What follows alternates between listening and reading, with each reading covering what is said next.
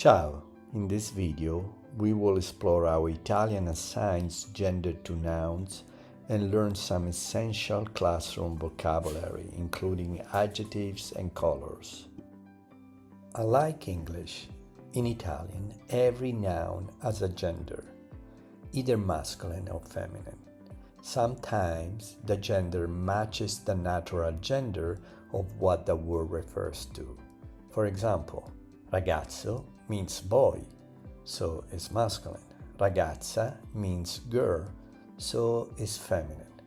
This is called natural gender. But in many cases, gender is grammatical, not logical. For example, libro is masculine, while sedia is feminine. There's no particular reason why a book is masculine or a chair is feminine. This is simply how the language works.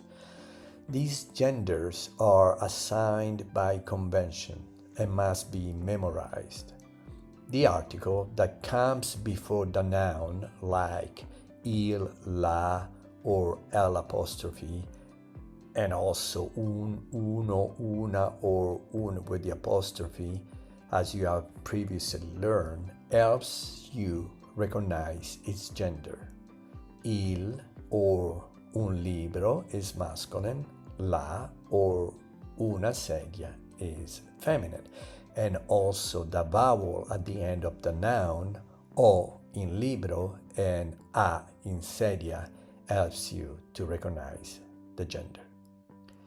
Over time, you will become familiar with these patterns and start recognizing them automatically. Don't worry. You will notice that the definite article "the" changes depending on the noun it accompanies. Again, don't worry, we will explore this rule in detail in upcoming chapters. For now, let's focus on some important words related to university life in Italian, which differ slightly from English. La classe refers to a group of students or a classroom, not the lesson itself. To talk about a lesson or a class sessions, you use the word la lezione.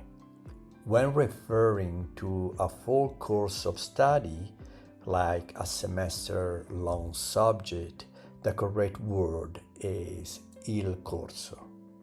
Also, unlike in English, Italian uses l'università for both college and university.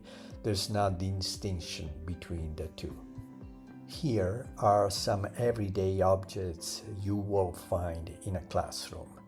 Pay attention to how the definite article changes based on the noun's gender and sometimes its first letter. For example, lo zaino uses lo instead of il because it begins with z, which follows a special rule. It's the same rule that you learn with uno. You use uno in front of z, so you use lo. Don't worry, the full set of rules for articles will be explained in detail later.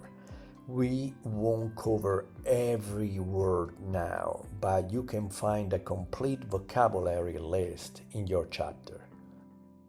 Now, let's see how to describe objects. Just like with people and animals, adjectives in Italian must agree with the gender and number, as you will see later, of the noun they describe. For example, let's take two words, sedia, that is feminine, and libro, that is masculine. So if I want to say a new chair, since sedia is feminine, I use nuova. An old chair would be una sedia vecchia. A new book would be un libro nuovo. Let's take a look at colors in Italian. I colori. Most color adjectives in Italian change to match the gender and, as you will see later, the number of the noun they describe. For example, un libro rosso, a red book, una sedia rossa, a red chair. Rosso because libro is masculine, rossa because sedia is feminine. You have already learned how to use adjectives with people and animals, and it is exactly the same thing. Now, some colors like marrone, brown, or arancione, orange, as you have learned with other adjectives ending in e, as forte or grande or intelligente. So those adjectives ending in a, English e, do not change between masculine and feminine. So, for example, un tavolo marrone, una sedia marrone, un quaderno arancione, una penna arancione. So marrone is used for tavolo and sedia, tavolo masculine, sedia feminine. Arancione, the same one, is used for quaderno and penna. Quaderno is masculine and penna is feminine. As I said, you will learn the plural form of these colors in a later chapter, so for now just focus on the singular. Finally, a few colors like blue for blue and rosa for pink are completely invariable. They do not change for gender or number.